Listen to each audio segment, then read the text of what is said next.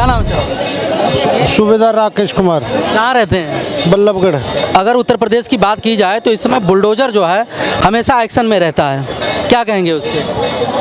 बहुत अच्छी बात है और अच्छा है। मिला जुला के देश के मुद्दे पे, देश की बात में कोई पार्टी करना नहीं चाहता, देश के विकास की बात कोई पार्टी करना नहीं चाहता। हमेशा जितने भी ये विरोध में बैठे हैं पार्टियां, ये हमेशा ये लूट फसोट इधर उधर की बात करके देश की जनता को गुमराह करके विकास की बात पे जाओ ना, विपक्ष में बैठो, मोदी जी से बात करो, विकास की बात करो ना, देश कैसे आगे बढ़ रहा है उससे संबंध में बात करो। अखिलेश यादव कहते हैं कि 2027 में जो बुलडोजर का रुख है पूरे उत्तर प्रदेश का, वो गोरखपुर की तरफ होगा। क्या इस पे क्या कहना चाहेंगे? वो गोरखपुर की तरफ होगा, वो करवा देंगे और राम भक्तों पर फिर से गोली चलवा देंगे अगर गलती से इनकी सरकार आ गई तो। ये जो है ना, राम का फैसला है जो राम मंदिर का, वो पलटवा देंगे, राम भक्तों को गोली से फिर से मरवा देंगे। श्री राम प्रभु, मैं फिर कह रहा हूँ, अगर गलती से अखिलेश यादव टोटी भैया की अगर सरकार आ गई तो जय श्री राम अगर कोई बोल दिया तो उसका मुंह जो है ना जबरदस्ती सिलाई कर दिया जाएगा। जय श्री राम नहीं बोल सकते हैं आप। और उसके बाद में जो है वहां पर जो है ना गुंडा माफियाओं का बोलबाला हो जाएगा और कोई भी जो है ना, कोई भी आदमी, कोई साधारण गुंडा भी आकर के बड़ा से बड़ा जो बिजनेसमैन है उसको जाकर के गन भिड़ा देगा, बोलेगा भैया इतना रुपया दो, टोटी भैया मांगे हैं, तो ये जो है ना फिर से गुंडा राज कायम हो जाएगा। इसलिए सावधान मेरे देशवासियों, एक वोट भी जो है ना अखिलेश जी को मत दीजिए। टोटी भैया जो है ना फिर से जो है ना राम भक्तों पर अत्याचार करने के लिए सब जाल बिछा दिए हैं ये ठगबंधनों के साथ। और ये राहुल गांधी जी जो है ना सारा देश में पेट्रोल छिड़क दिया है, सही समय का इंतजार कर रहे हैं माचिस मारने के लिए। जनगणना के लिए कह रहे हैं ये राहुल और वो अखिलेश, तो पहले अपनी संपत्ति में से गरीबों को उनको बांटो और फिर उनको बराबर करके फिर जनगणना करो। सही कह रहे हो। राहुल बांटे यहाँ दिल्ली में अपनी संपत्ति को 50-100 में और उनको अपने लेवल पे लाए, फिर बोल जनगणना करो। एग्जाम्पल पहले सेट करें, आपका कहना है? हाँ, ये नेता लोग पहले अपना बांटे हैं, सब बांटे, अकेले वही थोड़ी, सब बांटे, बराबर बांटे। अच्छा, हाँ, तब उसके बाद जातीय जनगणना, फिर जाति गणना करो। जातीय जनगणना हो जाएगा तो क्या गलत है भाई? वो कह रहे हैं कि जिसकी जितनी भागीदारी उतनी हिस्सेदारी। एक वो हवाई जहाज में घूम रहा है, एक को तो रोटी भी नहीं है और एक हवाई जहाज में घूम रहा है। अच्छा, तो ये काय की जनगणना है? किस बात की जनगणना है?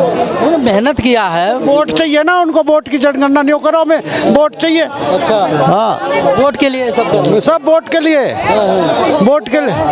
वो कह रहे हैं कि जैसे भाई भागीदारी उसी हिसाब से दिया जाएगा जिनकी भागीदारी तो करवाते रहे हैं, उसको अपने तुम 50-100 गरीबों को अपने लेवल में लाओ, तब भागीदारी हो जाएगी। आप बिहार में जाति जनगणना करवाया, लिख दिया इतने % हिंदू, इतने % ब्राह्मण, इतने % राजपूत, इतने % यादव और मुसलमान को लिख दिया 18%।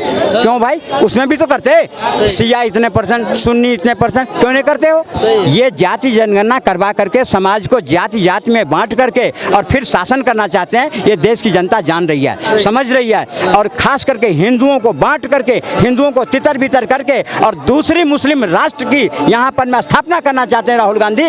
इस बात को भी देश की जनता जान रही है, वो कभी इस मुद्दे पर सक्सेस नहीं होने देगी। अब देश के जो जनता है, देश के जो हिंदू जाग गया है, अब दूसरा पाकिस्तान नहीं बनने देगा और जो पाकिस्तान दूसरा मांगेगा उसके पिछवाड़े लाल कर दिया जाएगा। ऐसा होता कुछ तो भाई लोकसभा 2024 आपने देखा, अखिलेश यादव या महागठबंधन के साथ में उनकी बढ़त हुई, सबसे बड़ी पार्टी निकल के आई।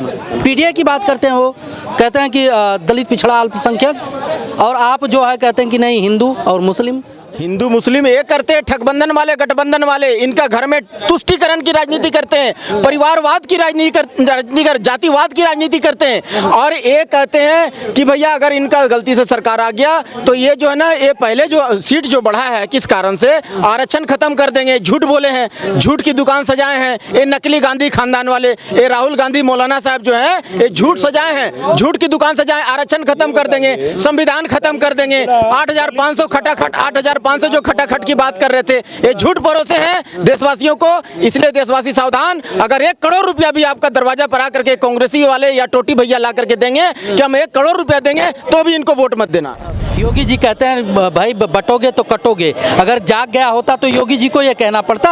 बार बार एक समुदाय को टारगेट किया जा रहा है, तभी तो ओवैसी जी कह रहे हैं भाई कि बटेगा भारत। क्या कहेंगे ओवैसी जी? ओवैसी है कौन मुझे बताओ, ओवैसी है कौन? अरे ओवैसी सांसद है भाई, संसद भवन 76 सांसद हैं यार हमारे देश के अंदर। कितने सांसद हैं? एक वो भी सही। अच्छा। हमारे देश के जो माननीय हैं वो राष्ट्रपति जी हैं, प्रधानमंत्री जी हैं, गृह मंत्री जी, रक्षा मंत्री हैं। अच्छा। हम उनकी सुनेंगे? ऐसे अरे गहरे नत्थु खैरे थोड़ी सुनेंगे यार। अरे एक समुदाय का अगुवाई करते हैं, मसीहा कहा जा रहा है उनको, जो है मैंने कह दिया कौन है वो बता दो मुझे, एक नाम बता दो। एक आदमी उनके साथ, वो अपने हैदराबाद में जहाँ है उतनी ही उसकी औकात है। अगर वो आ जाए लाल की यहाँ दिला दो, बुला दो, अपने चैनल से बुलवा दो कि हैदराबाद से यहाँ आ जाए लाल किले में। पूरे भारत के एक समुदाय विशेष के पूरे भारत की आवाजों को समुदाय के लोग कितना वोट उसको देते, कितने उसके विधायक हैं, कितने उसके चेयरमैन हैं, कितने उसके पार्षद, बता दो मेरे किस जिले में उसके पार्षद हैं? है कोई इसका? केवल कुछ लोग जिनको पैसा मिलता है वो उनके साथ जुड़ जाते हैं। ये हिंदुस्तान में उनके जैसे अरे गहरे नत्थु खैरे बहुत आते हैं। और मैं चैलेंज करके कहता हूँ, एक समुदाय के लोग उसका विरोध करते हैं, उसी के समुदाय के लोग उसका विरोध करते हैं कि तुम खाली अपने हमें लड़ाने के लिए। कभी उसने कहा है कि हम तुम्हारे लिए स्कूल बनवा रहे हैं, हम तुम्हारे लिए, हम कहते हैं तुम एक कौम के लिए अगर बोल रहे हो तो उनके लिए हॉस्पिटल बनाओ ना, उनके लिए स्कूल बनाओ ना, उनके लिए एक फैक्ट्री लगवाओ ना। कभी कहा उसने? केवल क्या हिमाचल में माजिद वाले मामले पे सबसे पहले इन्होंने जो है बयान दिया है। इन्होंने कहा है कि उनके मंत्री जो है बीजेपी की भाषा बोलते हैं। कैसे आप कह सकते हो कि आवाज नहीं उठा रहे हैं? ये कानूनी प्रक्रिया, अभी भी उसमें 2-3 साल से पहले केस चल रहा है। जो भी कानून इसमें हस्तक्षेप होगा वो कानून अपने आप रहेगा। इसमें कौन होता है ओबीसी कहने वाले और कौन होता है कांग्रेस या बीजेपी कहने वाले? जो न्यायालय में गया वो न्यायालय फैसला लेगा ना। ये कौन होते कहने वाले? न्यायालय फैसला लेता है, न्यायालय फैसला लेगा। फिर बुलडोजर क्या है? भाई ये बता दीजिए, बुलडोजर क्या है? जब न्यायालय फैसला लेता है तो बुलडोजर क्या है? बोला तो हाई कोर्ट ने क्या कहा? रोक लगा दी ना, लगा दी ना। जब हमारी हाई कोर्ट में, सुप्रीम कोर्ट में कोई भी संज्ञान लिया जाता है तभी तो उस पर रोक लगेगी ना। बोलने और भोंकने में कोई फर्क नहीं ज़्यादा। जब हमारा कानून, हमारा संविधान है, जब तक चल रहा है, जिस दिन हमारे कानून के दायरे में आएगा वो रोक दिया जाएगा। रोक दिया गया, हाई कोर्ट ने रोक दिया। बिल्कुल। बुलडोजर एक्शन ठीक था या गलत था? गलत संविधान गलत था। अगर तत्काल एक्शन लिया जाता है तो गलत क्यों? तत्काल का ये रीजन नहीं है कि आप किसी का घर गिरा दोगे। जिसने गलती करी है उसको पकड़िए। कानून हमारे यहाँ, संविधान हमारे यहाँ, उसके आधार पे जैसे होती है फांसी, उसको फांसी दे दो।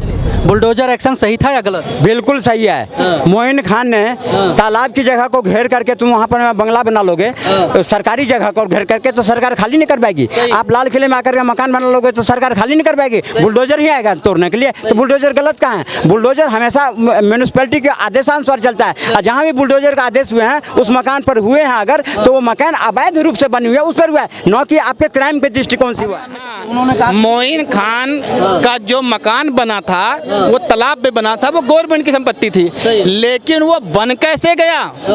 10 साल से भारतीय जनता पार्टी सरकार, 7 साल से योगी बाबा भारतीय जनता पार्टी सरकार, वहाँ के सांसद भारतीय जनता पार्टी के, वहाँ के विधायक भारतीय जनता पार्टी के। कितने पैसे भारतीय जनता पार्टी वालों ने लिए कि उस गवर्नमेंट की जमीन पे उसका घर बन गया। और अगर जब घर बन गया तो फिर बाद में कैसे आपको पता चला? जहाँ जहाँ बुलडोजर चलता है अगर गैर कानूनी है तो भाई 100 रुपये अगर पेट्रोल हो गई उसकी तो बड़ी देखते हैं, लेकिन आज 50 साल में अगर 10 करोड़ घुसपैठिए घुस के मकान बना लिया तो अब दिखाई पड़ रहा है इनको। वो नहीं दिखाई पड़ रहा है जब घुसपैठिए कहाँ गए, आकर गए यहाँ बना लिया, कहाँ रह गया, वो नहीं दिखाई पड़ रहा है। 100 रुपये पेट्रोल दिख रहा है जरूर। तो ये सब जो क्राइम खुद करवाते हैं अब बाद में खड़े करते हैं। अरे इससे पहले अखिलेश यादव के राज में कितने कॉलोनी बस गए नदी के किनारे। अगर योगी जी ने उसको खाली करवाया तो तकलीफ हो रही है, इनको परेशानी हो रही है। क्यों नहीं जाएगा बुलडोजर भाई? क्यों नहीं चलेगी? बिल्कुल राइट चलेगी। अभी बुलडोजर पे बात हो रही थी ना,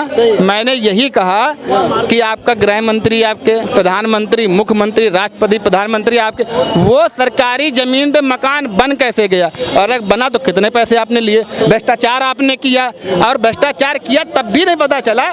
जब उस पर रेप का मुकदमा ठोका गया तब आपको पता चला कि ये जमीन हमारी सरकारी चली गई। अखिलेश यादव ने कहा है कि 2027 में इस बुलडोजर का जो रुख होगा वो गोरखपुर के साइड में होगा। गोरखपुर के साइड में होगा। हाँ, क्या कहेंगे? अखिलेश यादव की अपने उनको बोलो अपनी औकात देख ले। उनके अब्बू जान ये अखिलेश यादव जो है ना, ये ना जो दंगाई होते हैं, दंगाई या गैंगस्टर होते हैं या जो माफिया के लोग हैं, ये उनको ही सपोर्ट करते रहे हमेशा, उन्हीं को सपोर्ट करते हैं। और एक बात बताऊं, तो जोगी जी का बुलडोजर चलता है ना, तो किसी है ना दंगाई या बुलडोजर जो माफिया वाले होते हैं, अतीक अहमद और अंसारी जैसे, उन्हीं के ऊपर चलता है।